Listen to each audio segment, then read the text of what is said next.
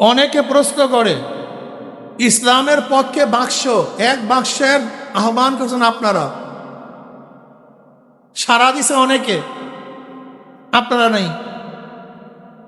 আপনার অনৈক্যের মূল, ইসলামের সবচেয়ে বড় শত্রু আপনারা। আপনাদের জন্য কিচ্ছু হইল না, এরকম প্রশ্ন আছে কি নাই?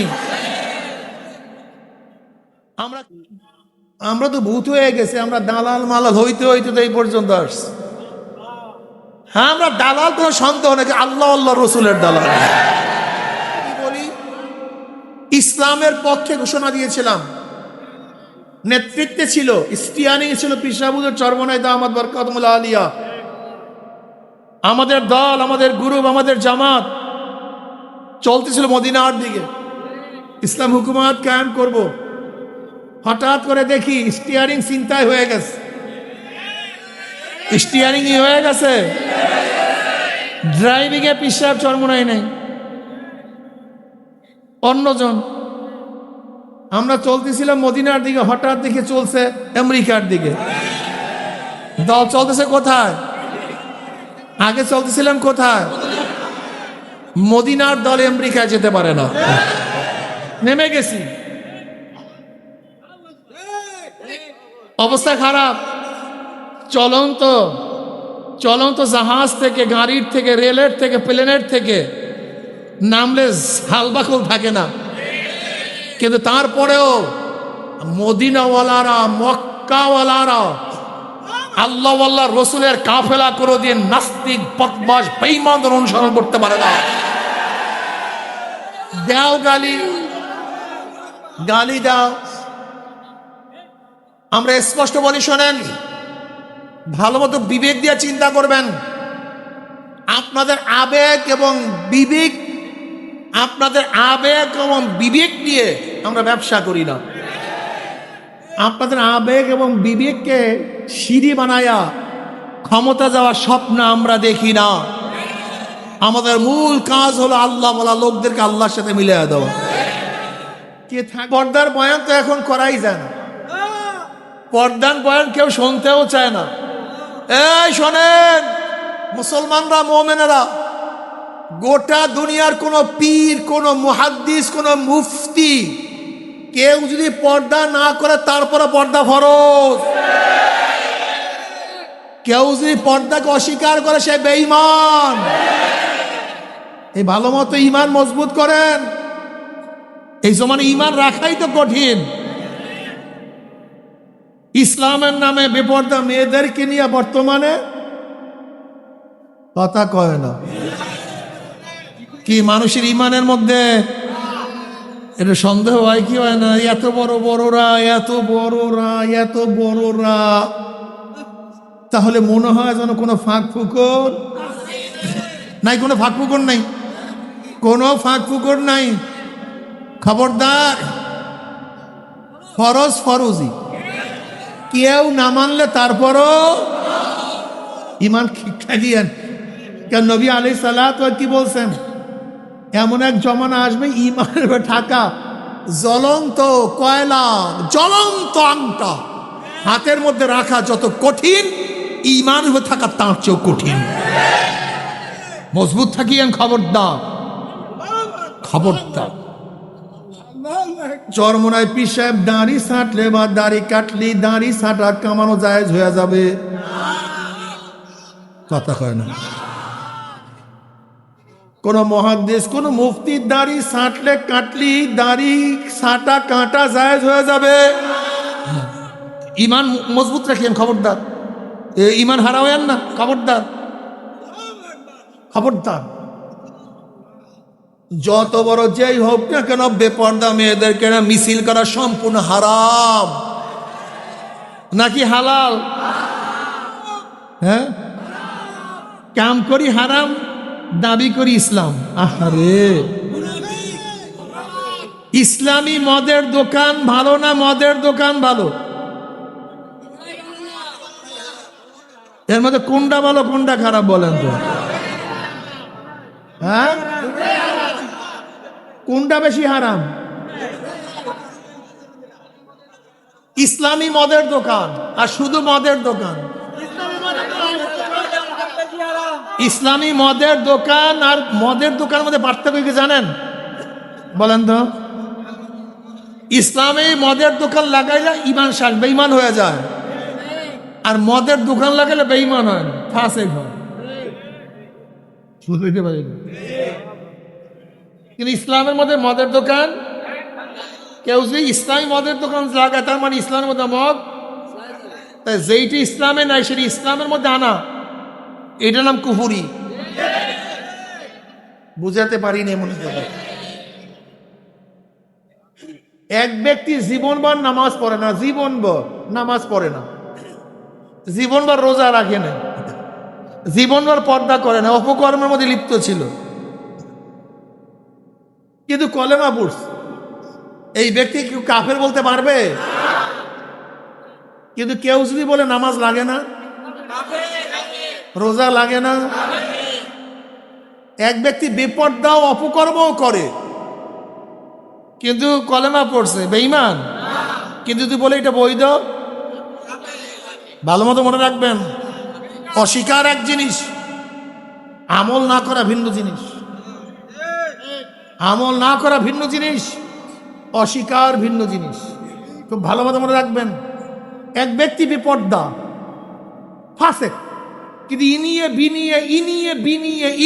বিনিয়ে এই মুহূর্ত দিয়া যদি বিপদটাকে জায়েজ করতে যায়, এর ইসলামিক মদের দোকান আর মদের দোকান এক জিনিস না।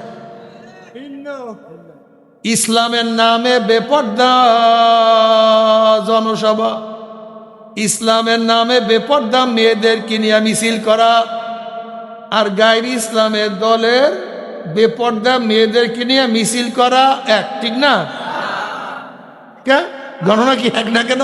এই দেখছেন মাথা খুলে গেছে, কিন্তু এই 1 মিনিটের বয়ানে কিন্তু জেন খুলে গেছে আপনাদের। 1 মিনিটের বয়ানের মধ্যে, এই 1 মিনিটের বয়ানে আপনার জিহেন কিন্তু খুলে গেছে, অন্ধকার দূর হয়ে গেছে। মদের দোকান আর ইসলামী মদের দোকানের মধ্যে পার্থক্য আছে কি নাই? গায়রে ইসলামী দলের বেপর্দা মেয়েদেরকে নিয়ে মিছিল করা আর ইসলামের নামের দলের বেপর্দা মেয়েদেরকে নিয়ে মিছিল করার মধ্যে কোনো পার্থক্য নাই।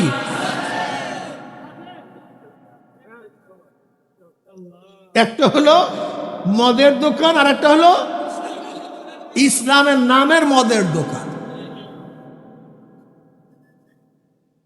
দেখবেন এত গালি দিবে, আচ্ছা গালি দিলা কেন, এই প্রশ্নের জবাব দাও। গালি দিয়ে লাভটা কি? আমরা তো গালি খাইতে খাইতে ওটা ভূত হয়ে গেছে, কে থাকবেন না এই চিন্তাই আমরা করি। এই আপনারা কেরা থাকবেন, কারা যাবেন, এই চিন্তা আমাদের মধ্যে করে কেন? কিয়ামতের ময়দানে আল্লাহ পাক এই প্রশ্ন করবেন, এই ইসলাম হুকুমাত কায়েম করলি না কেন? এত লোককে হেদায়েত করলি না কেন? এত লোককে নামাজের দাওয়াত, নামাজ পড়াইলি না কেন? এই প্রশ্ন আল্লাহ পাক করবেন না। আল্লাহ পাক প্রশ্ন করবে, চেষ্টা করলি না কেন? জোরে বলেন। ইসলাম হুকুমাত কায়েম করলে কি হবে? আল্লাহ পাক নিজেই বলেন, আল্লাযীনা ইম্মাক্কান্নাহুম ফিল আরদি আকামুস সালাহ ওয়া আতাউয যাকাত ওয়া আমারু বিল মারুফ ওয়া নাহাউ আনিল মুনকার।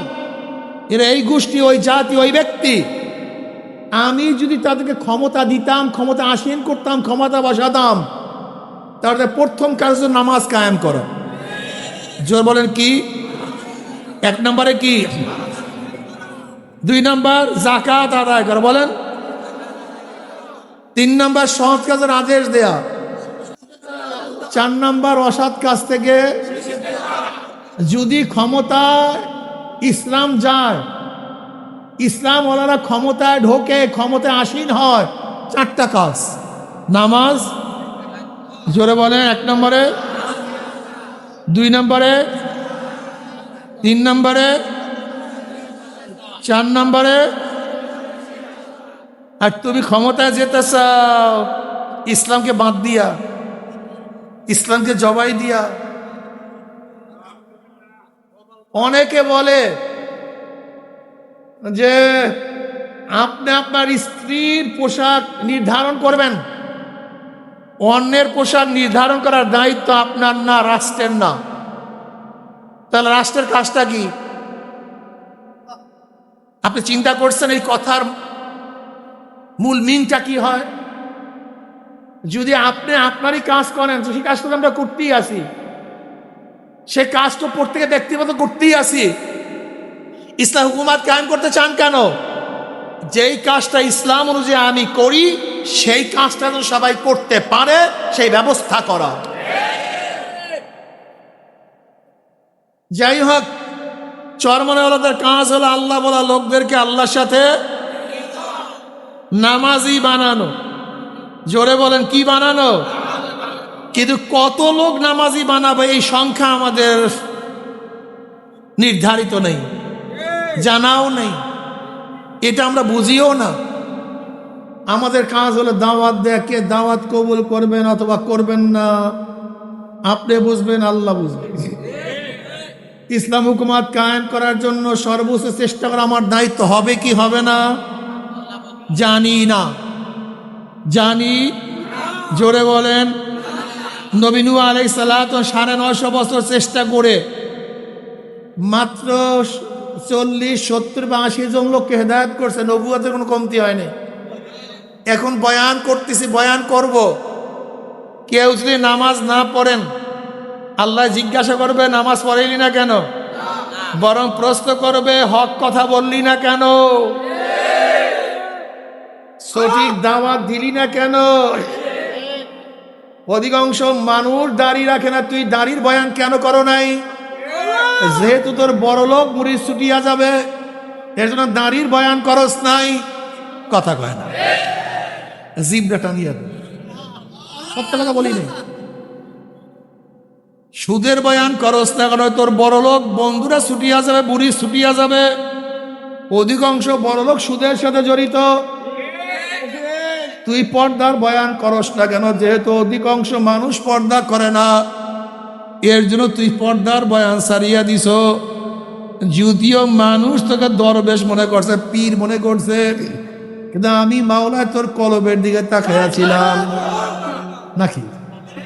ওয়াসিরু কওলাকুম আবিজহারু বিহি ইন্নাহু আলিমুম বিযাতিস সুদূর। অন্তরের খবর কে জানে? আরে সব মাওলা আছে।